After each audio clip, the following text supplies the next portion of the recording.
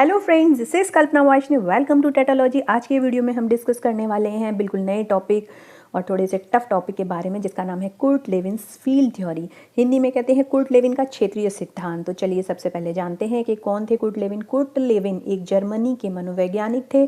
पहले उन्होंने max वर्दीमर, Kohler, कोफका आदि के साथ काम किया था। तो बेसिकली ये सब क्या है, ये जो तीनों जिनका मैंने अभी नाम लिया, ये गेस्टाल्टवादी हैं। तो बेसिकली इनकी विचारधारा भी कुर्ट लेविन की गेस्टाल्टवादी ही थी। वो गेस्टाल्टवाद पे ही बिलीव करते थे। गेस्टाल्टवादियों का कहना होता है कि पर्सन के सामने जब भी कोई समस्या आती है तो वो आंशिक रूप से छोटे छोटे टुकड़ों में उसको हल नहीं करता, बल्कि एज अ होल पूरी प्रॉब्लम को देखता है और उसके बाद उसे सॉल्व करता है। और उसके बाद देखते हैं कुर्ट लेविन संज्ञानात्मक मनोवैज्ञानिक थे। संज्ञानात्मक का मतलब मस्तिष्क की जो पुरानी संरचनाएं होती हैं उन पर नई सूचनाओं के आधार पर जब व्यक्ति चेंज करता है और अपने जो ज्ञान में उसमें वृद्धि करता है या मॉडिफिकेशन करता है, तो यही संज्ञानात्मकवाद कहलाता है। तो जो कुर्ट लेविन थे संज्ञानात्मकवादी थे और गेस्टाल्टवादी थे। एक्शन रिसर्च नाम के टर्म को पहली बार इन्होंने बताया था, एक्शन रिसर्च सॉरी। और लेकिन जो हम सुनते हैं स्टीफन एम कोरे, इन्होंने एक्शन रिसर्च को पहली बार एजुकेशन फील्ड में प्रयोग किया था। लेकिन असली में जो टर्म एक्शन रिसर्च है उसका प्रयोग पहली बार जनरल वर्ल्ड में जो पहली बार प्रयोग किया था टर्म का, वो हमारे कुर्ट लेविन साहब ने किया था।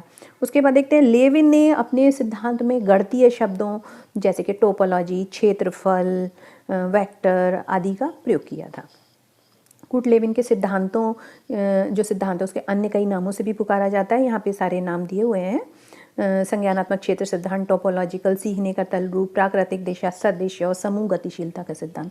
ये सिद्धांत कोई बहुत बड़ी बात नहीं इनका नाम याद करना। जब सिद्धांत हम अच्छे से समझ जाएंगे तो अपने आप समझ में आ जाएगा कि ये सिद्धांत कुर्ट लेविन का है। तो देखिए तल रूप जो है ना, ये क्या है, ये हमारे टोपोलॉजी। तो इन्होंने टोपोलॉजी पे अपने सिद्धांत में टोपोलॉजी का यूज़ किया था, तो इसलिए इनके सिद्धांत को टोपोलॉजी का सिद्धांत भी बोला जाता है। तो चलिए आगे देखते हैं। कुर्ट लेविन का कहना था कि सीखना वातावरण का संगठन है। जब भी व्यक्ति कुछ सीखना चाहता है तो वो अपने आसपास के वातावरण में चेंज करता है, उनको दोबारा से संगठित करता है अपने प्रॉब्लम के हिसाब से या अपने हिसाब से, और अपने कार्य को सफल बनाने की कोशिश करता है, अपने गोल को प्राप्त करता है। इसके आधार पर कुर्ट लेविन ने एक फार्मूला भी दिया था, B=FPE, यानी कि जब भी हम किसी व्यक्ति के व्यवहार को समझना चाहते हैं कि वो उसका व्यवहार क्या है, क्यों है और किस तरीके से हम उसे बदल सकते हैं, तो इसके लिए हमें उसके पूरे व्यवहार को जानने के लिए पर्सनैलिटी और इन्वायरमेंट दोनों पर ध्यान देना पड़ेगा। अर्थात B= function of personality and environment. उसके बाद जो कुर्ट लेविन थे उन्होंने अपना एक मॉडल दिया था। तो मॉडल हम बाद में समझेंगे, पहले हम जो उन्होंने मॉडल में टर्म्स यूज़ करे हैं ना, हम पहले उसके बारे में देखते हैं। तो सबसे पहला जो सबसे मेन टर्म उन्होंने यूज़ किया वो था लाइफ स्पेस। अगर हम इसको नहीं समझ पाएंगे तो हम सिद्धांत नहीं समझ पाएंगे और उससे रिलेटेड क्वेश्चंस को भी हम सॉल्व नहीं कर पाएंगे। कुर्ट लेविन का कहना था कि सीखना और कुछ भी नहीं है, सीखना है बस लाइफ स्पेस में परिवर्तन लाना। लाइफ स्पेस क्या है? लाइफ स्पेस से तात्पर्य है मनुष्य उस समय किस मनोवैज्ञानिक अवस्था में है। लाइफ स्पेस में व्यक्ति की आवश्यकताएं आती हैं, उसका सामाजिक, मानसिक, भौतिक वातावरण, उसकी सीमाएं, उसकी अभिप्रेरणाएं, ये सब आ जाती हैं। इन सब में ही चेंज करता है और वो अपने लक्ष्य की प्राप्ति कर लेता है। ठीक है, तो अब लाइफ स्पेस में क्या आ गया? मनुष्य का मनोवैज्ञानिक वातावरण, उसका भौतिक वातावरण, उसका सामाजिक वातावरण और स्वयं मनुष्य। स्वयं मनुष्य से मतलब उसकी धारणाएं, उसकी जो है क्या थिंकिंग्स हैं, उसे किस चीज़ से डर लगता है, क्या कहीं तनाव रहता है, क्या चिंता रहती है, क्या उसकी अभिलाषाएं हैं, इच्छाएं हैं। तो ये सारी चीज़ें क्या होती हैं? लाइफ स्पेस का निर्माण करती हैं।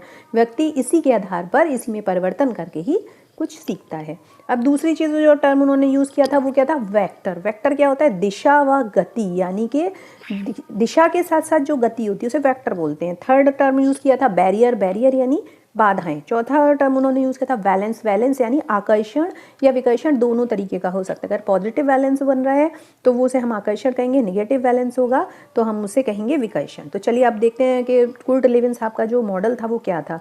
देखिए मॉडल ये था, उन्होंने ये लाइफ स्पेस के बारे में बात करा था कि ये पर्सन का लाइफ स्पेस है, मतलब इसी में वो विचरता रहता है, इसी में वो संघर्ष करता है, जैसी जैसी परिस्थितियाँ उनसे संघर्ष करता है और अपने गोल की तरफ लगातार अग्रसर होता रहता है। देखिए इस लाइफ स्पेस में इधर व्यक्ति का ये गोल हो गया और इधर पर्सन खुद हो गया। अब उसको क्या करना है, गोल की तरफ जाना है, ठीक है। लेकिन गोल की तरफ जाने के लिए उस पर दो वेक्टर लग रहे हैं। वेक्टर पॉजिटिव भी होते हैं, ये हमारा पॉजिटिव वेक्टर है जो हमें गोल की तरफ जाने के लिए लगातार अग्रसर कर रहा है। भाई गोल इधर है ना, तो ये कह रहा है इधर जाओ। लेकिन ये हमारा जो वेक्टर है इधर वाला, ये हमारा नेगेटिव वेक्टर है जो गोल से हमें दूर रिस्ट्रेन कर रहा है, दूर कर रहा है कि नहीं उधर नहीं जाओ, ठीक है। अब इसको हम एक एग्जाम्पल के थ्रू समझते हैं कि मान लीजिए सपोज करिए कि हम जो है अभी एक परस्यू कर रहे हैं, एक जॉब, प्राइवेट जॉब है, और लेकिन हमारा सपना क्या है कि हम एक गवर्नमेंट जॉब किसी भी तरीके से अटेन करें, हमें मिले गवर्नमेंट जॉब, है ना। तो उसके लिए क्या है, हमारे पास कोई ड्राइविंग फोर्स होगी ना। हम क्यों चाहते हैं, हम इसलिए चाहते हैं कि वहाँ अट्रैक्टिव सैलरी होगी, वहाँ वर्कलोड कम होगा, वहाँ रिस्पेक्ट होगी, तो ये सब हमारी ड्राइविंग फोर्स हैं।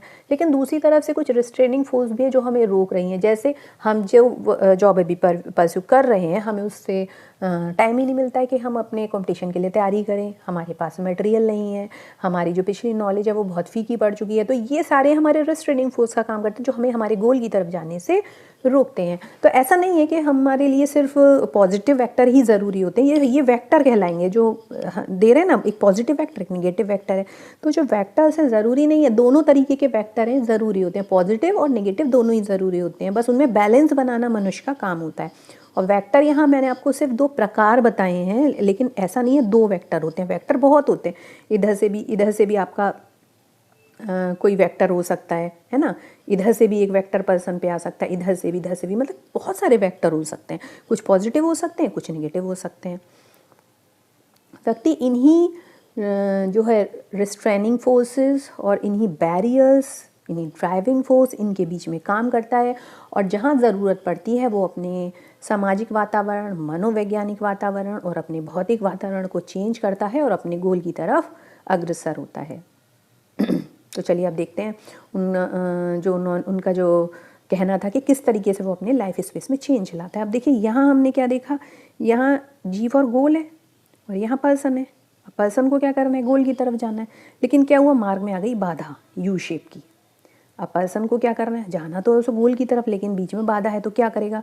अब भाई ऐसे तो जा नहीं सकता बाधा को पार करके, तो वो क्या करेगा, अपने लाइफ स्पेस को चेंज कर देगा। मतलब अपनी, हो सकता है उसे अपनी थिंकिंग्स चेंज करनी पड़े, हो सकता है उसे अपने भौतिक वातावरण में चेंज लाना पड़े, हो सकता है उसको अपने सामाजिक वातावरण में चेंज लाना पड़े, अपने जो लोग उनको रोकते हैं उस दिशा में जाने को, उसको बदलना पड़े, ठीक है। तो वो अपने वातावरण में चेंज करेगा और अपना एक नया लाइफ स्पेस बनाएगा, और इस तरीके से जो यहाँ गोल है वहाँ पर पहुँच जाएगा। तो यहाँ क्या करा, पहले पर्सन का लाइफ स्पेस ये था और अब क्या हो गया, इसका आकार बदल के ये हो गया। लेकिन क्या हुआ, अंततः उसने अपने गोल को प्राप्त कर लिया। तो अगर गोल को प्राप्त करना है तो व्यक्ति को अपने लाइफ स्पेस में चेंज करना पड़ता है। ये हमारे कूर्ट लेविन साहब का कहना था। तो अब उसके बाद अब हम देखते हैं कि इस सिद्धांत का शिक्षा के क्षेत्र में किस तरीके से उपयोग लाया जा सकता है, क्या प्रभाव पड़ता है। देखिए सबसे पहले देखते हैं कि कूर्ट लेविन के हिसाब से अगर हम इफ़ेक्टिव लर्निंग चाहते हैं तो बालक को सुटेबल एनवायरनमेंट देना पड़ेगा, उसके लाइफ स्पेस को हमको सुटेबल बनाना पड़ेगा। जहाँ चेंज की ज़रूरत है हमें करना पड़ेगा, तभी वो अपनी बाधाओं को दूर करता हुआ गोल को पहुँच पाएगा। गोल सेटिंग में भी स्टूडेंट की सहायता करनी चाहिए। भाई गोल सेटिंग, अगर आपने गोल ही इतना बड़ा कर दिया कि बच्चे उसमें आने वाले जो बैरियर्स हैं, जो रिस्ट्रेनिंग फोर्सेस हैं, उनसे वो किसी भी तरीके से लड़ नहीं पा रहा है, वो किसी भी तरीके से उनको हटा नहीं पा रहा है, तो वो गोल तक नहीं पहुंच पाएगा। तो बच्चे की सामर्थ्य और शक्ति के अनुसार, उसकी रुचि योग्यता के अनुसार ही गोल सेट करना चाहिए। नंबर थर्ड क्या है हमारा, नंबर थर्ड है दंड और पुरस्कार की व्यवस्था। देखिए जिस तरीके से दंड ज़रूरी होता है उस तरीके से पुरस्कार भी ज़रूरी है, दोनों का अपना अपना रोल होता है। एक रिस्ट्रेनिंग फोर्स का काम करते हैं जो कहीं ना कहीं ज़रूरी होती है, और एक ड्राइविंग फोर्स का काम करते हैं वो भी कहीं ना कहीं ज़रूरी होती है। उसके बाद फोर्थ पॉइंट क्या है, चिंता, डर और गलत अवधारणाओं को दूर करना चाहिए।